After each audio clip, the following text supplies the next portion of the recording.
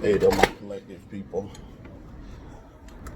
So last week, if you saw my last video, last Wednesday, I visited another Toastmasters Club, which I'm a part of Winter Park Toastmasters, and I visited another Toastmasters Club called Leaders in Communication.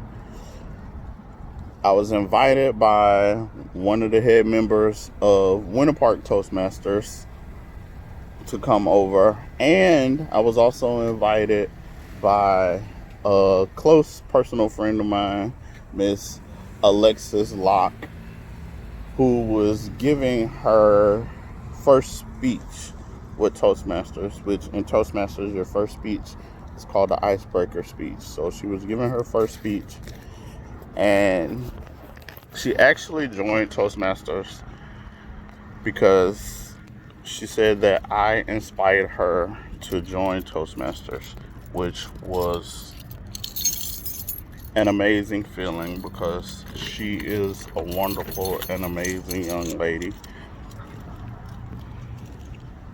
When I first met her a year ago, I met her at an event that my son and I were at, that we had our business at. And she was running in a 5K race. I think it was 5K. And they gave the runners, all the runners, free shirts to run in. But before the race, she came around and she looked around at the other small businesses, all the small businesses that was around. And she liked my shirt so much that instead of wearing the free shirt that she had got to run the race in, she chose, excuse me with all the moving, I apologize. She chose to run the race in one of my shirts that she bought for me, which was an amazing thing because she didn't have to do that. She could have wore the free shirt that they gave to the racers, but instead she chose to wear my shirt and support me and my business, my vision, by wearing the shirt that she bought for me, that I created and she bought for me during her race. So that was amazing within itself. And then later last year, she messages me and tells me that she's joined Toastmasters, and she did it because she was inspired by me. She blew my mind with that one, because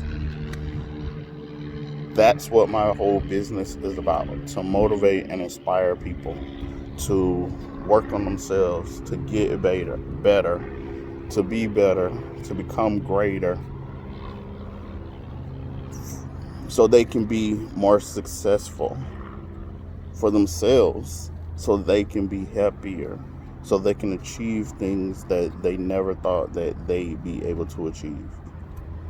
So to get this from her, which I call her my little sister, but she's just such a wonderful young lady. Her energy, oh my goodness, her energy is so inspiring, and she's always smiling, she's always being positive, but her energy, it just pulls you in, and you can't help but be more energetic and upbeat and feel good when you're around her. She's wonderful. She's just a wonderful young lady, and she's also a realtor. So if you need a great realtor, you should check her out. Her name is Alexis Locke. Watch the video. Continue watching the video. This is her Toastmasters, her Leaders in Communications first Toastmasters speech, her icebreaker speech. It is without a doubt one of the most amazing speeches I have ever watched. And before I even joined Toastmasters, I watched speeches on YouTube, and I went to clubs and watched speeches. This is one of the best speeches I have ever heard, I have ever seen. She is going to be amazing, and I can see her. I can definitely see her doing competitions and winning competitions. So, without wasting any more time, coming up, my little sis, my friend, Miss Alexis Locke.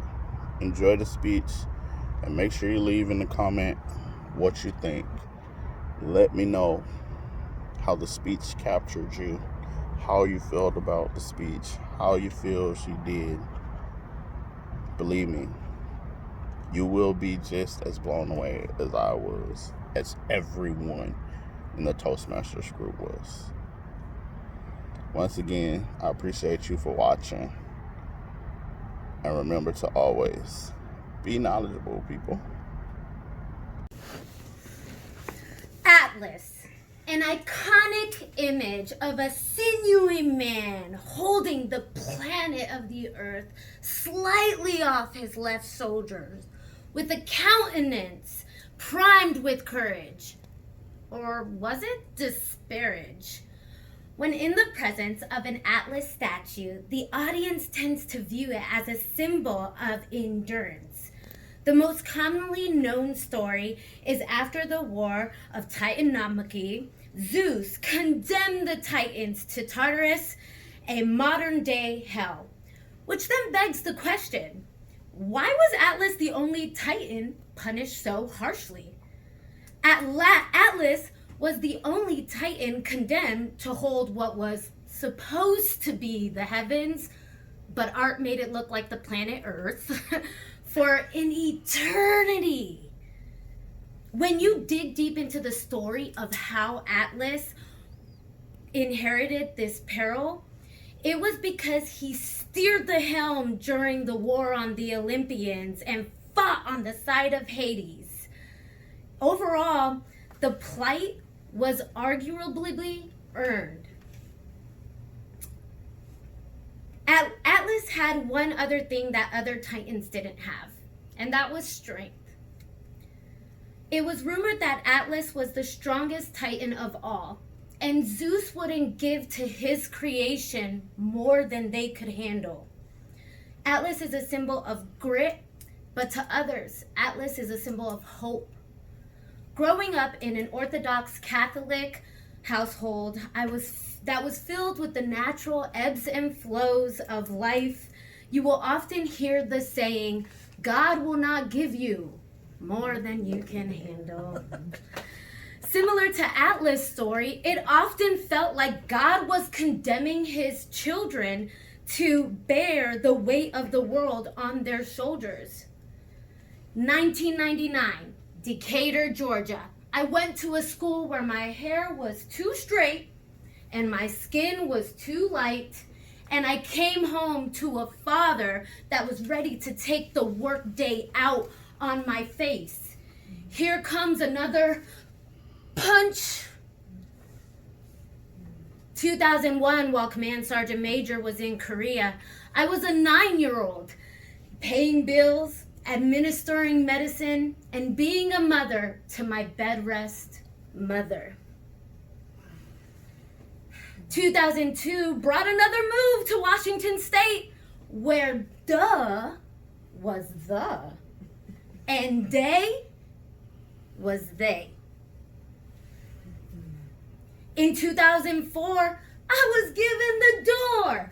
12 years old, out on the streets. Do I slang dope? Or do I become a... 2010, I lost count of how many homes by then. Still graduated, and did I find love? Why did I find love? The boots, the uniform, America's finest. There goes that backhand. How cliche. Daddy issue-ridden girl falls in love with another abuser, just like her father. 2011, could the weight be lifting? A miracle comes in the form of a daughter. 2013, the wait's back on. Thanksgiving dinner is served. Chewy granola and save some room for the last fruit cup.